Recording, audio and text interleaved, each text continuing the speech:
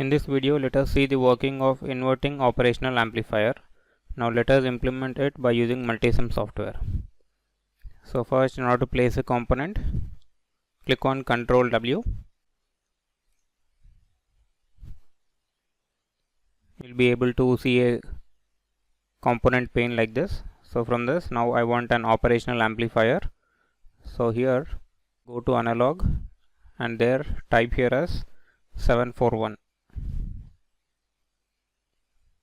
So as operational amplifier is IC741, so I am choosing this. So place it here. Next, I need a resistor. So go to basic, choose resistor, click on OK. I'm placing this here. One more resistor in the feedback path, copy and paste.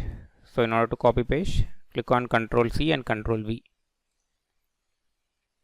So here this is resistor R1. So I am taking this one as 100 kilo ohms. And this is feedback resistor. So go to label, change its name to RF. And its value is 100 kilo ohms.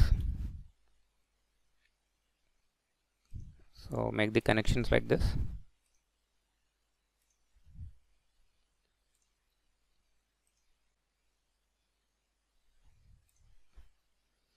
So as I am choosing inverting operational amplifier, input should be applied at negative terminal, that is at pin number 2 I need to apply the input.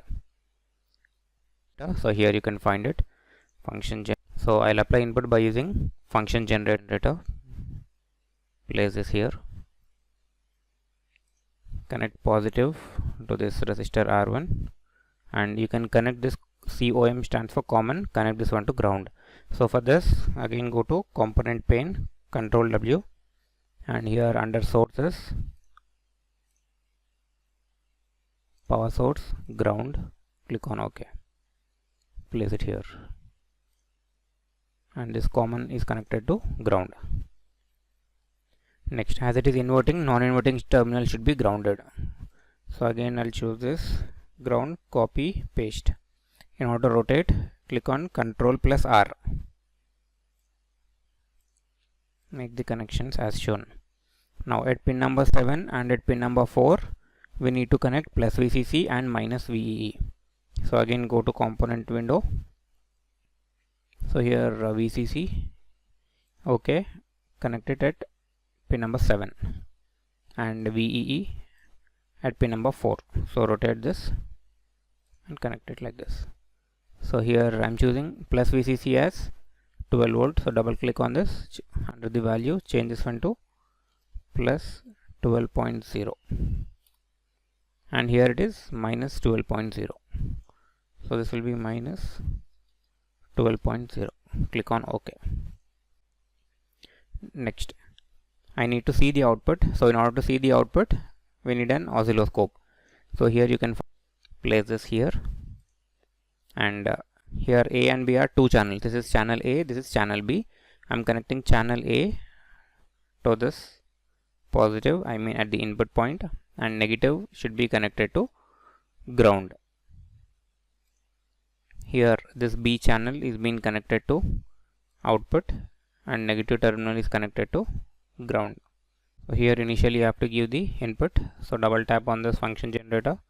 So here you can apply three different waveforms. This first one is sine, this is triangular, this one is square. So I am going with square wave and I have chosen frequency as 100 Hz and amplitude is 1 volt peak to peak. Next, this is oscilloscope. Now let us simulate this. Double click on this oscilloscope and this is a waveform that you can see. Here this red one is for input and this blue colored waveform is for the output. So as we have implemented inverting operational amplifier, so from this you can observe here. Check whether it is inverted or not. See, if you observe here, it is negative half cycle and for the negative I got positive half. So it is inverted by 180 degrees. So we can say that it is an inverting operational amplifier. So when input is sinusoidal, we'll get the inverted waveform at the output. And this is our experiment, which is experiment number 9, inverting amplifier using operational amplifier. So I have implemented this circuit, and for this now we need to write the observation values. So I maintained Vi is equal to 1 volt peak to peak. I'll show you. Okay, next this is Vi. So double tap on this function generator, and here you can observe that amplitude, it is 1 volt peak to peak.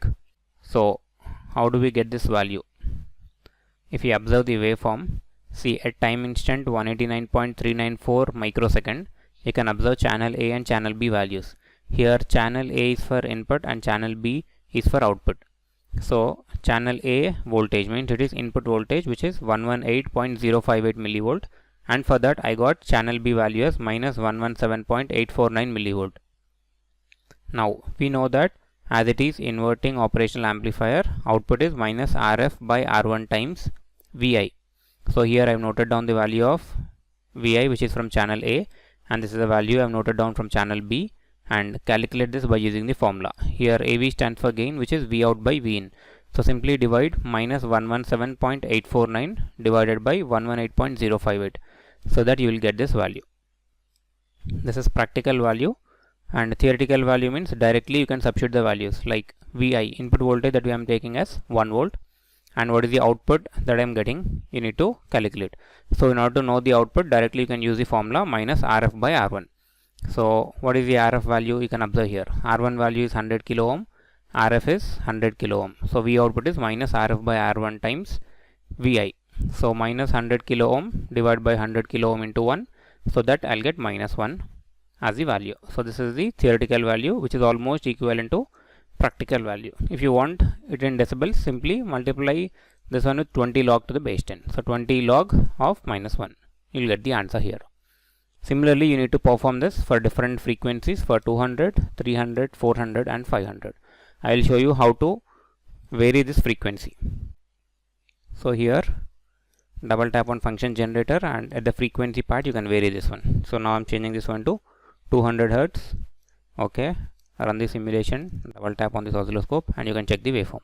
See here, click on this one. So channel A values and channel B values that you can see at the time instant 94.697 microsecond. So in this manner you need to note down your values. I hope you have understood this.